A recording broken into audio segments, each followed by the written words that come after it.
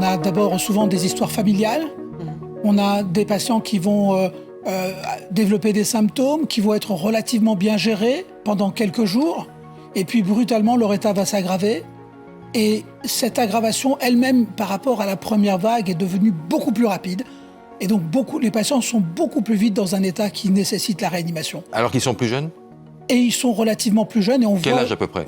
On est descendu, il y a environ 2 mois, on était à une moyenne d'âge aux alentours de 65 ans. Maintenant, on est descendu aux alentours de 58 ans de moyenne d'âge. Vous voyez qu'en 2 mois, la moyenne d'âge a baissé de presque 10 ans en réanimation. Est-ce qu'il y a toujours plus d'hommes que de femmes? Il y a toujours plus d'hommes que de femmes, ça reste vrai. Dans les mêmes proportions qu'à la première vague? À peu près dans les mêmes proportions qu'à la même vague. Il y a toujours beaucoup plus de personnes avec des pathologies associées à surpoids, une obésité, une hypertension.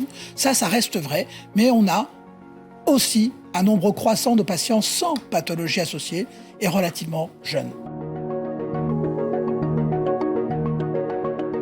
En moyenne, les patients sont beaucoup plus graves et donc ils sont beaucoup plus souvent sous assistance respiratoire et dans un coma artificiel. Et dès lors, ils ont des durées de séjour qui sont volontiers de 3 semaines, parfois même 4 semaines. C'est un peu plus de 2 patients sur 3 qui va sortir de réanimation et qui va rentrer à la maison.